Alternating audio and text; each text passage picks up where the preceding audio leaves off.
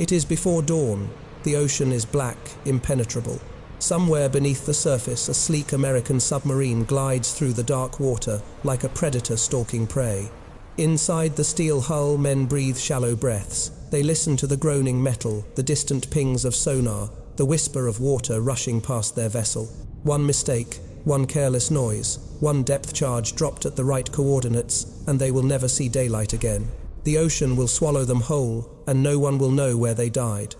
This is not how wars are supposed to be fought. Wars are fought in the sky with dive bombers screaming toward targets with fire and smoke billowing from shattered decks. Wars are fought on the surface with battleships exchanging salvos across miles of open sea. Wars are visible, dramatic, decisive. But beneath the waves, in the crushing silence of the deep, another kind of warfare is taking shape. A war of patience, a war of invisibility, a war that will reshape everything.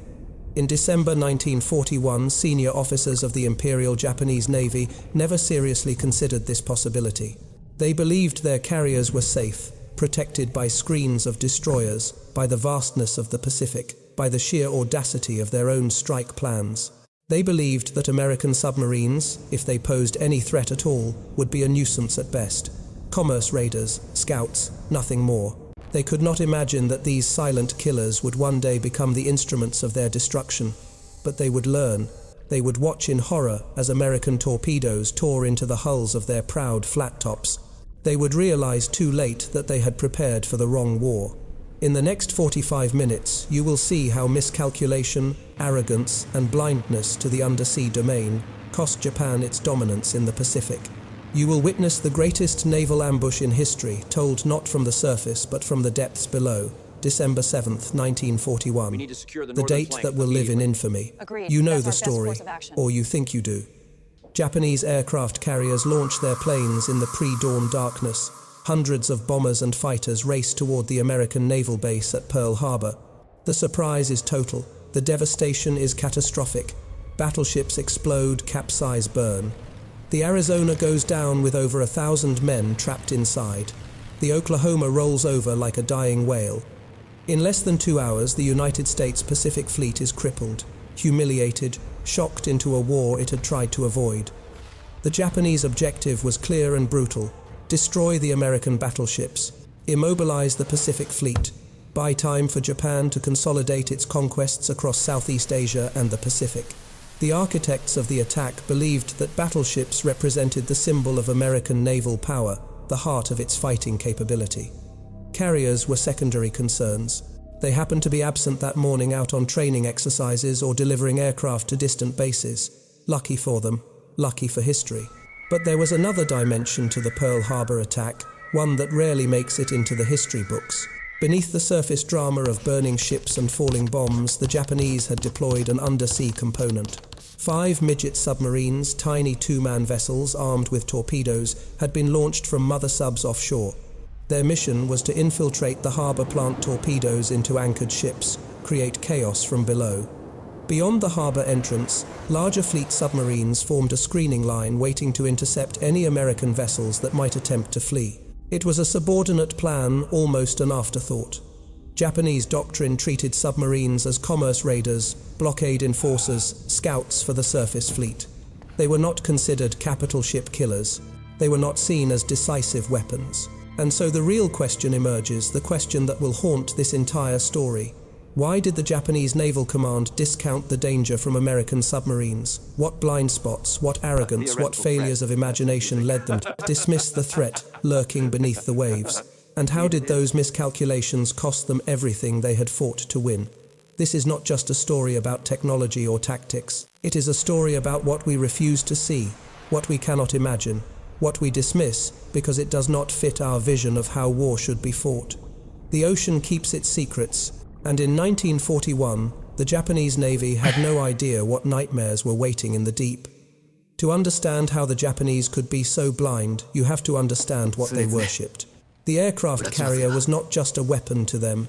It was a revolution, a vindication, proof that the future of naval warfare had arrived. In the years leading up to Pearl Harbor, Japanese naval aviation had become the finest in the world. Their pilots trained relentlessly. Their carrier doctrine was aggressive, innovative, deadly. They had watched battleship-dominated navies around the globe and concluded that the age of the big gun was ending. The age of the aircraft carrier had begun. This was the carrier cult, and it consumed the Imperial Japanese Navy. Admirals who had once commanded battleships now built their careers around naval aviation. The Kido Butai, the carrier strike force, became the tip of the spear, the instrument that would deliver Japan's vision of Pacific dominance. Everything else was subordinate. Everything else was support. The carriers would find the enemy fleet strike from beyond visual range, annihilate targets before surface ships could even engage. It was elegant. It was modern. It was unstoppable. Or so they believed. Within this vision, submarines occupied a strange, marginalized space. The Japanese had excellent submarines, long-range vessels capable of crossing the Pacific and operating for months at sea. But their mission was always secondary. Reconnaissance, commerce raiding, harassing enemy supply lines, occasionally, if the opportunity arose, taking shots at military convoys, but hunting carriers, attacking capital ships at anchor. That was not how submarines were used.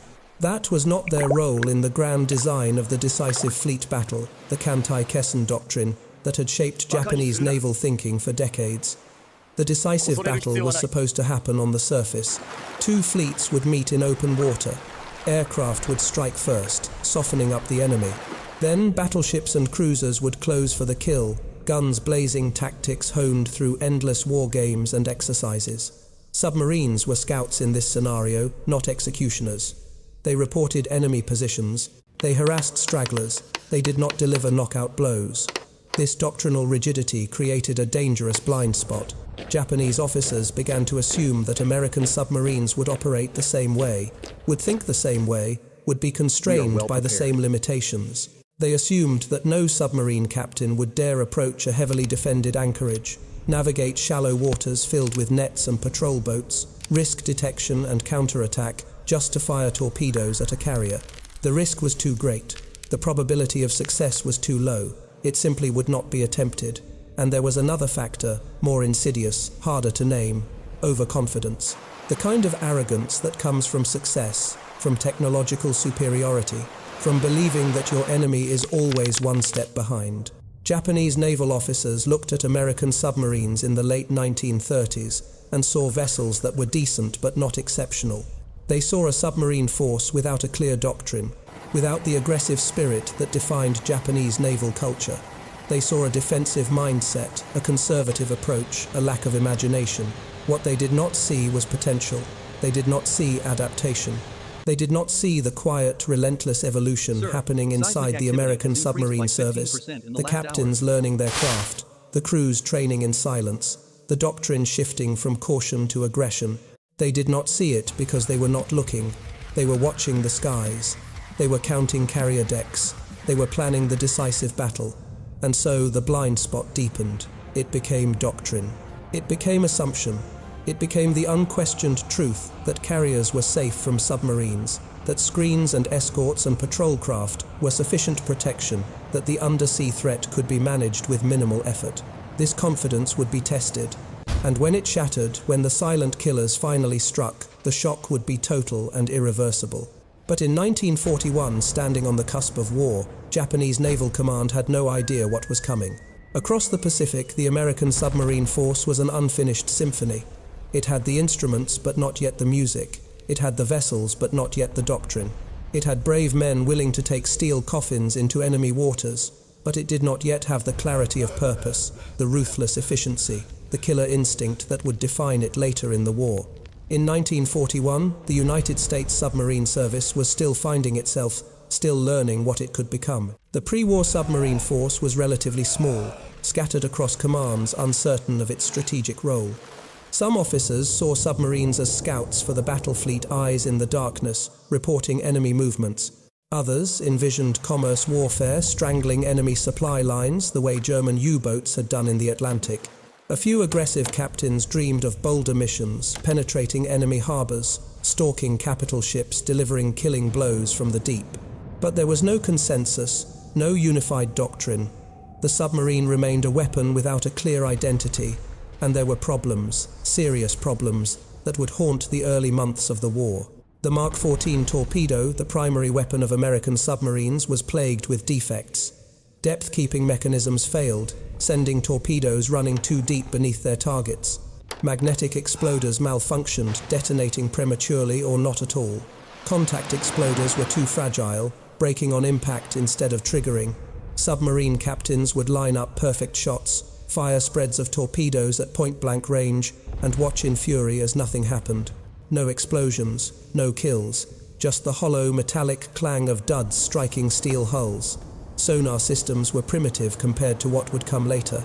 ASDIC technology was evolving but unreliable. Radar was still experimental. Communications were slow, cumbersome, vulnerable to interception. A submarine on patrol was often isolated, operating on outdated intelligence, forced to make decisions with incomplete information. It was dangerous work. It was frustrating work. It was work that many officers in the surface navy did not fully appreciate or respect. But beneath the problems, beneath the technical failures and doctrinal confusion, something was stirring. There were captains who understood what submarines could do, what they could become if unleashed with the right tactics and the right mindset.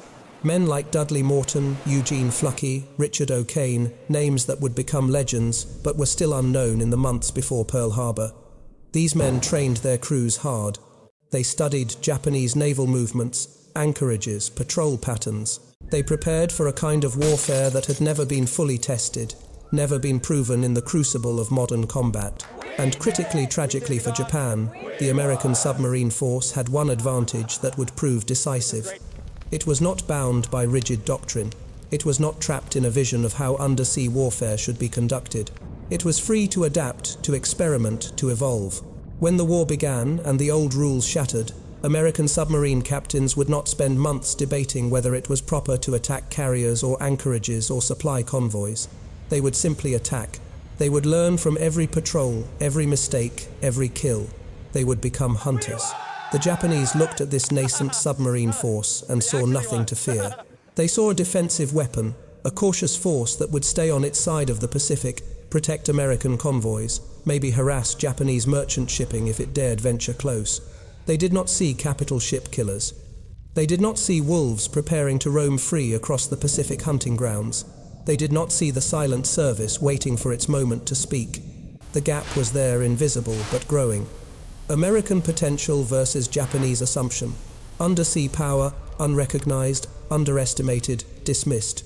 And when that gap closed, when the hunters finally emerged from the depths with blood on their teeth, the Japanese would realize they had been wrong about everything. But by then, it would be far too late to matter. The plan was born in the mind of one man. Admiral Isoroku Yamamoto, commander of the combined fleet, architect of audacity, understood that Japan could not win a long war against the United States. The industrial might, the resources, the sheer productive capacity of America would eventually crush Japan if given time to mobilize. The only chance Yamamoto believed was a single devastating blow. Strike the Pacific Fleet at anchor. Destroy American battleships before they could sortie. Buy 6 months, maybe a year for Japan to fortify its conquests and force a negotiated peace. It was a gamble. It was desperate. It was brilliant. But not everyone agreed. Within the naval staff, opposition ran deep. Many senior officers considered the Pearl Harbor operation too risky, too dependent on surprise, too vulnerable to disaster if anything went wrong. The carriers would have to cross thousands of miles of ocean undetected. They would have to launch their strikes in perfect coordination. They would have to withdraw before American forces could respond. One reconnaissance plane spotting the fleet, one alert raised too early, and the entire operation could collapse into catastrophe. The objections were loud, persistent, impossible to ignore. Yamamoto listened. Then he made his move. If the operation was not approved, he would resign. He would leave the Navy and take his reputation with him. It was political leverage, wielded like a blade, and it worked. The plan was approved. The carriers would sail. Pearl Harbor would burn. The focus was always on the airstrike. 6 carriers would launch over 300 aircraft in 2 waves. Torpedo bombers would target Battleship Row. Dive bombers would strike airfields, dry docks, fuel depots. Fighters would strafe anything that moved. It was a symphony of destruction choreographed down to the minute. The undersea component was an afterthought, a subordinate element that might contribute, but was never expected to be decisive. 5 Type A midget submarines were assigned to the mission. Tiny vessels, 2-man crews, armed with torpedoes designed to infiltrate harbors where larger submarines could not go. They would be carried to within a few miles of Pearl Harbor by mother submarines, then released to make their final approach underwater. The plan was for them to slip past the anti-submarine nets, navigate the shallow harbor, and fire torpedoes at anchored ships, while the air attack created chaos above. It was daring, it was nearly suicidal, and it was almost completely ineffective. Most of the midget submarines failed. One ran aground on a reef and was captured. Another was detected and sunk by American destroyers before it could enter the harbor. The others vanished lost to mechanical failure, depth charges, or navigation errors in the murky water. They scored no confirmed kills. They contributed nothing to the devastation unfolding above. They were brave men sent on a mission that doctrine had never properly prepared them for, and they paid the price. Beyond the harbor entrance, larger fleet submarines formed a picket line. Their orders were to intercept any American ships attempting to flee to finish off damaged vessels, limping away from the carnage to extend the killing zone beyond the range of Japanese aircraft. It was a reasonable tactical concept, but it relied on assumptions that would prove false. Most American ships never tried to leave. They were too damaged, too shocked, too occupied with fighting fires and rescuing survivors. The few vessels that did sortie were fast alert, zigzagging difficult targets for submarines operating in daylight with destroyers hunting them. The submarine screen waited, it watched, it accomplished almost nothing. And in the aftermath, as Japanese planners reviewed the operation, they noted the minimal contribution of the undersea forces and drew the wrong conclusion. Submarines had been tried against a defended anchorage and had failed. The airstrike had succeeded spectacularly. The lesson seemed obvious. Carriers and aircraft were the future. Submarines were secondary. The blind spot deepened. The arrogance solidified. And the silent killers beneath the waves continued to wait. But there were ghosts in those waters. Moments that almost happened. Encounters that could have changed everything if luck had shifted by a single degree. The ocean remembers what history forgets. And in the weeks and months surrounding Pearl Harbor, American submarines came closer to Japanese carriers than anyone wanted to admit. There were submarines prowling near Wake Island when the Japanese struck. The USS Triton surfaced in darkness, its periscope scanning the horizon, its crew tense and alert. They had orders to patrol, to watch for enemy movements, to report anything unusual. What they did not have was good intelligence. They did not know that Japanese carriers were in the area, that the strike force that had hit Pearl Harbor was maneuvering nearby, vulnerable, exposed. The Triton saw ships in the distance but could not identify them clearly. The captain made a decision. Too risky. Too uncertain. He dove and withdrew. Days later, when the full picture emerged, the crew realized what they had missed. A carrier, maybe more than one, within torpedo range, and they had let it go. There were other near misses, other moments when the undersea and surface worlds almost collided. Japanese depth charge attacks drove American submarines away from promising patrol areas. Sonar contacts turned into hours-long games of cat and mouse, with destroyers hunting submarines through shallow water, where every sound echoed, where every movement risked detection. Some American captains pressed their luck, others calculated the odds and withdrew. The line between courage and suicide was thin, drawn in salt water and silence. And there were technical barriers, real and daunting, that made attacking carriers in defended anchorages a nightmare scenario. Shallow depths meant less room to maneuver, less margin for error. Anti-submarine nets could trap a submarine like a spider's web, turning it into a stationary target for depth charges. Active patrols, patrol boats crisscrossing the approaches, listening for engine sounds, dropping charges on suspicious contacts. The Japanese had learned lessons from European naval warfare. They knew how to defend their anchorages. They believed those defenses were sufficient. In many cases, they were right. Submarine captains looked at the risks and made hard choices. Approach a defended harbor in daylight, suicidal. Navigate shallow water with destroyers overhead, nearly impossible. Fire torpedoes, and then try to escape through a gauntlet of angry escorts. The survival rate would be abysmal. Most captains judged that their submarines were more valuable. alive hunting in open water, targeting isolated ships then dead on the bottom of some harbor they never should have entered. So the attacks did not happen. The daring penetrations remained theoretical. The bold strikes against carriers at anchor stayed in the realm of what-ifs and might-have-beens. And every time a submarine withdrew, every time caution prevailed over aggression, the Japanese drew the same conclusion. It cannot be done. The defenses work. The carriers are safe. Even rumors of submarine presence forced changes in Japanese operations. Anchorages were shifted. Patrol patterns were intensified. Ships moved more frequently, stayed in port less time, kept their boilers lit, and ready for emergency sortie. The psychological pressure was real. The fear was there, lurking beneath the surface of Japanese confidence. But fear without consequence breeds complacency.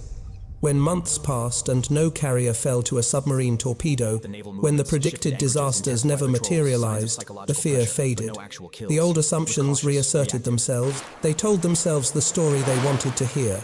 American submarines were cautious, defensive, not aggressive enough to take the necessary risks. Japanese defenses were too strong, too alert, too competent to be penetrated. Carriers operating with proper escorts and in well-defended waters were effectively invulnerable to submarine attack. It was a comfortable narrative. It fit their doctrine. It justified their priorities. And it was catastrophically wrong. The ghosts were still out there, waiting in deeper water, learning their craft, sharpening their skills. The hunters were becoming patient. The silent service was finding its voice. And when the moment came, when the opportunity finally presented itself, there would be no hesitation, no mercy, no second chances. The reckoning came slowly then, all at once. By late 1942, the character of the Pacific War had shifted. The Japanese advance had stalled at Midway. American industry was roaring to life, building ships faster than they could be sunk, training pilots faster than they could be killed. And beneath the waves, the silent service was finding its rhythm, learning the deadly choreography of undersea warfare. The torpedo problems were being fixed slowly, painfully through field modifications and angry reports from captains who refused to accept failure. The doctrine was evolving, becoming more aggressive, more ruthless. The hunters were loose. Japanese merchant shipping began to die. Tankers carrying oil from the East Indies, freighters loaded with rubber rice raw materials for the war machine, troop transports crossing between island garrisons. American submarines stalked them through the night, fired spreads of torpedoes, dove deep, while depth charges exploded overhead, then surfaced to watch their victims burn and sink. The losses mounted. The supply lines thinned. The logistical network that sustained Japan's far-flung empire began to fray.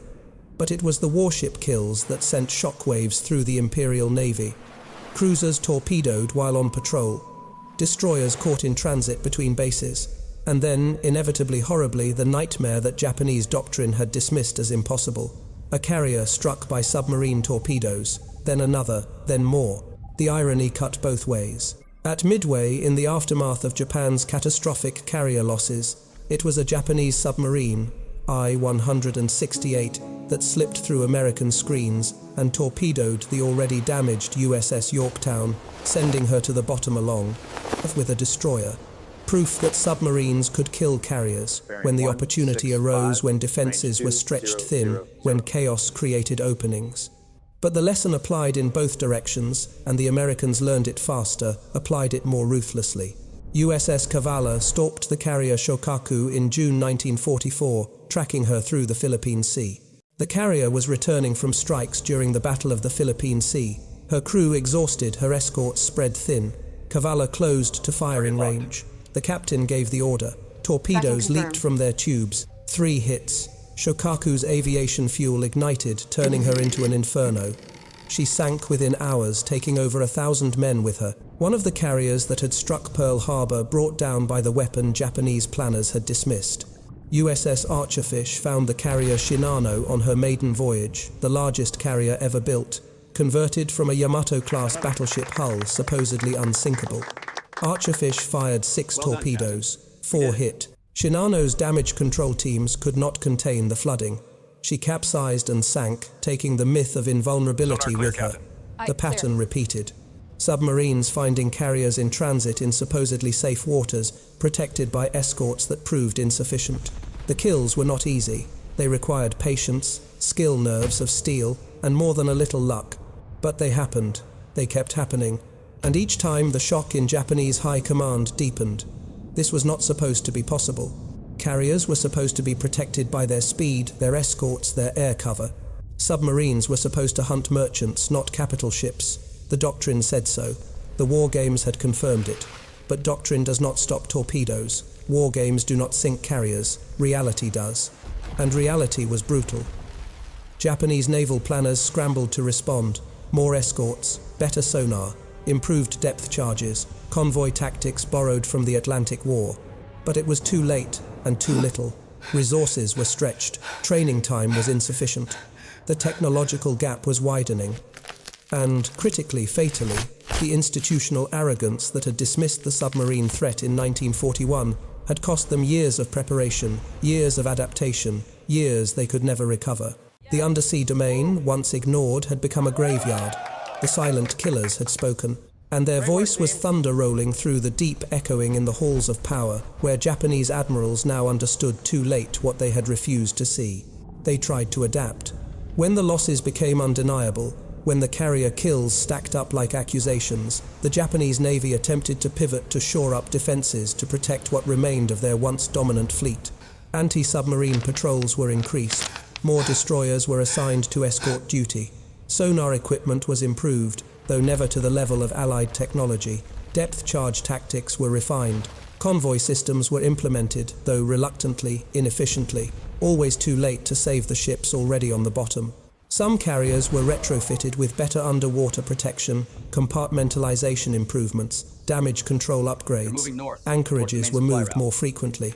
Ships spent less time in port, kept steam up, maintained readiness for emergency departure. On paper, the measures looked comprehensive. In practice, they were band-aids on arterial wounds. The problem was not just technical. It was institutional, cultural, embedded in the DNA of Japanese naval thinking. Many officers, especially older ones, still resisted the idea that submarines represented a primary threat. They clung to the belief that the decisive battle would be fought by surface fleets, that carriers and battleships would determine the outcome, that submarines were a secondary concern, that could be managed with adequate, but not priority, resources. This resistance was not stupidity. It was the weight of doctrine, the inertia of belief, the difficulty of admitting that everything you had built your career on might be fundamentally flawed. And there were practical constraints that no amount of doctrinal flexibility could overcome. Japan was losing the resource war. Steel that might have gone into escort destroyers was needed for carriers and battleships. Sonar systems required electronics and manufacturing capacity that was already stretched thin. Trained anti-submarine warfare specialists were scarce, and training new ones took time that Japan did not have. The industrial base that might have supported a comprehensive anti-submarine effort was being bombed, blockaded, starved of raw materials by the very submarine campaign it was trying to counter. The strategic consequences cascaded. Supply lines to forward bases became increasingly dangerous. Oil tankers from the Dutch East Indies travelled in fear, many never completing their journeys. Food shipments to island garrisons were intercepted, leaving troops to starve. The Imperial Navy's surface fleet, once the terror of the Pacific, became increasingly bottled up, unwilling to venture far from protected waters, knowing that submarines waited in the deep like patient predators. By 1944, Japan's carrier force was a shadow of what it had been. Some had been sunk by aircraft at Midway and the Philippine Sea. Others had fallen to submarines. Still others sat in port unable to sortie for lack of fuel, lack of trained pilots, lack of escorts sufficient to protect them on any meaningful mission. The Kido Butai, the carrier strike force that had terrorized the Pacific, no longer existed as a coherent fighting entity. And the bitter question haunted Japanese naval staff meetings, whispered in the corridors of power, never fully voiced but always present. What if we had understood from the beginning? What if we had taken the submarine threat seriously? 1941 invested in anti-submarine warfare, trained our forces, built the escorts, developed the doctrine. Could carriers have been saved? Could the supply lines have held? Could the war have taken a different course? Answer: unknowable and painful, hung in the air like smoke. Probably not enough to change the ultimate outcome, but enough to matter, enough to prolong resistance, enough to save lives and ships and precious time. The failure to anticipate, to adapt, to overcome institutional blindness had cost them dearly. Not just in ships and men, but in something more fundamental, the ability to fight the war they were actually in, rather than the war they had planned for. The ocean does not forgive assumptions, the deep does not care about doctrine, and the silent service, once dismissed and underestimated, had become the instrument of Japan's maritime destruction. The irony was complete, the tragedy was total, and there was no going back to undo the mistakes that had been made when there was still time to matter. November 19th, 1944. The submarine USS Ceylon II prowls through darkness in the Formosa Strait, her hull cutting silently through black water. Commander Eli Reich stands in the conning tower, eyes scanning the horizon through the periscope, waiting. His crew has been at sea for weeks, hunting through Japanese shipping lanes, dodging patrol boats, surviving depth charge attacks that rattled their teeth and tested their nerves. They are exhausted, tense, hungry for a kill that matters. And tonight intelligence reports suggest they might get one. The target is a Japanese carrier, the Junyo, returning from operations with a small escort. Not the massive fleet presence that once would have protected such a valuable ship, but a thin screen of destroyers, stretched resources in a navy that no longer has enough of anything. Ceylon has been tracking radar contacts for hours, trying to piece together the formation, calculate speeds and bearings, position herself for an intercept. It is a chess game played in 3 dimensions, with death as the penalty for miscalculation. Reich makes his decision: close the range, get into attack position before dawn. The submarine increases speed, running on the surface where she is faster but more vulnerable, racing to get ahead of the convoy's projected track. The crew moves through their stations with practiced efficiency. Torpedomen check their weapons, ensure tubes are flooded and ready.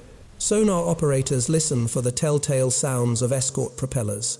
The plotting team updates firing solutions continuously, refining angles and distances, preparing for the moment when the captain will give the order. 3 hours before dawn, Ceylon submerges, too dangerous to remain on the surface as daylight approaches. Now she is slower blind, except for the periscope dependent on sonar and the accuracy of her plot. The waiting becomes excruciating. Minutes stretch like hours. Every creak of the hull, every distant sound in the water could be an escort closing in, could be the warning before depth charges rain down. Reich keeps the periscope up for only seconds at a time. Any longer, and the wake might be spotted. Any longer, and they are dead. Then sonar calls it. Multiple contacts bearing 045 range closing. The convoy is coming. Reich raises the periscope, sweeps the horizon, and there, silhouetted against the pre-dawn glow, he sees them. Destroyers in a loose screen, and behind them, larger, unmistakable, the angular shape of a carrier. Not Junyo. Intelligence was wrong. This is something bigger, more valuable. The battleship Kongo and the carrier Zuikaku, last survivor of the Pearl Harbor strike force, veterans of every major battle of the Pacific War. Reich does not hesitate. He cannot afford to. The geometry is nearly perfect. Range 3,000 yards, angle on the bow favorable, sea state calm. Visibility good, but not too good. He orders tubes 1 through 6 made ready. The firing solution is entered. The crew holds its breath. Everything they have trained for, everything they have survived, comes down to this moment. Fire 1, Fire 2, Fire 3. The submarine shudders as torpedoes leap from their tubes, compressed air hissing 3 tons of steel and explosive racing toward their targets at 46 knots. Seconds tick by. Reich keeps the periscope up, watching, counting. 20 seconds, 30, 40. Then the ocean erupts. 1 hit on Kongo, amidships a geyser of water and flame. Another hit, a third. The battleship shudders, slows, begins to list. Reich pivots the periscope, fires the stern tubes at Zuikaku, 2 more torpedoes away. Then the destroyers wake up. Sonar pings hammer against Sea Lion's hull. The escorts are turning, charging their screws, screaming in the water. Reich orders emergency dive. The submarine tilts sharply down, plunging toward the thermal layer where sonar might lose them. Depth charges begin to fall. Explosions shake the boat, knock men off their feet, shatter light bulbs, send tools flying. The crew grabs onto anything solid, prays that the hull will hold, that the next charge will not be the one that cracks them open. Reich takes the submarine deep, then deeper. 200 feet. 250, 300. The pressure groans against the steel. The depth charges continue, but they are falling behind now, the pattern disrupted as the escorts lose contact. Salian levels off, goes silent, glides through the darkness like a ghost. Hours later, when Salion finally surfaces, the crew learns what they accomplished. Kongo, one of Japan's fast battleships, sank with nearly all hands. Zuikaku, wounded but still afloat, limped toward port, only to be finished off by aircraft days later. The last carrier from Pearl Harbor gone. A battleship gone. Over 2,000 Japanese sailors gone. 1 submarine. 6 torpedoes. The calculations are brutal and simple. The news reaches Japanese naval headquarters like a funeral bell. Another carrier lost. Another capital ship on the bottom. The pattern that had seemed impossible in 1941 was now routine, expected, inevitable. The officers who once dismissed submarine threats now stared at maps with growing dread, knowing that every transit, every movement, every sortie carried the risk of silent death from below. American submariners would later speak of that patrol with quiet pride. Not celebration, not triumph, but the grim satisfaction of professionals who had done their job under impossible conditions. They knew what it cost, knew the men who had died on both sides, knew that war is not glorious, but necessary, not heroic, but brutal. They had learned to live in steel tubes beneath the ocean, breathing recycled air, eating canned food, waiting weeks for a few minutes of violence that would either make them legends or send them to unmarked graves. The contrast is almost unbearable. Above the visible world of aircraft and burning ships of bombs and tracers and smoke, below the invisible war of patience and silence of sonar pings and torpedo runs of men who fought battles no one would ever see in darkness so complete it swallowed sound itself. Both were real, both were deadly. But only one had been anticipated, prepared for, respected by Japanese doctrine. And that failure of imagination, that refusal to see what lurked beneath the surface, had cost Japan its fleet, its supply lines, its ability to wage war across the Pacific. The ocean had spoken, and its voice was final. War is never fought the way planners imagine. It mutates, evolves, finds weaknesses in doctrine and exploits them without mercy. The side that adapts survives. The side that clings to outdated assumptions, no matter how elegant or logical those assumptions once seemed, pays in blood and wreckage. The Pacific Submarine War is a case study in this brutal truth, a reminder that intelligence and preparation mean nothing if they are aimed at the wrong threat. The Japanese made a choice in the years before Pearl Harbor. They chose to invest in carriers and naval aviation. They chose to perfect the doctrine of the decisive fleet battle. They chose to view submarines as secondary weapons useful for reconnaissance and commerce raiding, but not capable of changing the course of major operations. These were not stupid choices. They were rational, based on the best information available, consistent with naval theory and recent combat experience. But they were wrong. And in war, being wrong is lethal. The lesson extends beyond technology or tactics. It speaks to something deeper, more universal, more dangerous: blind spots. Every military, every institution, every human endeavor has them. We see what we expect to see. We prepare for the threats that fit our worldview. We dismiss what seems improbable, inconvenient, or contrary to our established doctrine. And those dismissals create vulnerabilities that enemies will find and exploit. The Japanese looked at submarines and saw commerce raiders. They should have seen capital ship killers. They looked at their carrier defenses and saw invulnerability. They should have seen exposure. They looked at American submarine doctrine in 1941 and saw caution. They should have seen potential waiting to be unleashed. Every miscalculation compounded the next, creating a cascade of failure that could have been prevented if anyone had asked the uncomfortable questions, challenged the comfortable assumptions, imagined the unthinkable. Warfare is multidimensional: air, surface, subsurface, electromagnetic, psychological. Dominance in one domain does not guarantee safety in another. Integration is not optional. You cannot simply excel at what you do best and hope that suffices. You must defend against everything, prepare for everything, respect every dimension of combat. The Japanese learned this lesson in the worst possible way, watching their carriers burn and sink, while submarine captains radioed back to Pearl Harbor with coordinates and tonnage calculations. Hubris, underestimation, institutional inertia, doctrinal rigidity. These are not unique to Japan or to World War II. They are perennial diseases in military organizations, invisible until revealed by disaster, ignored until it is too late to matter. The ocean teaches this lesson over and over, and still we struggle to learn. On December 7, 1941, the Japanese sought to knock out the Pacific Fleet with bombs from the sky. They wanted battleships to burn, wanted smoke rising over Pearl Harbor, wanted America shocked into submission or negotiation. They got their wish. The battleships burned, the smoke rose, America entered the war. But they never seriously imagined that years later, from the depths they had ignored, silent killers would hunt down their precious carriers one by one. They never anticipated that the undersea war would become the unforgiving arbiter of victory and defeat, that submarines would strangle their supply lines, sink their warships, turn the Pacific into a graveyard for their ambitions. As one American submarine captain said after the war, his voice quiet with the weight of what he had seen, "The sea gives no warnings. It does not announce its threats. It does not forgive miscalculation. It simply takes what you failed to protect.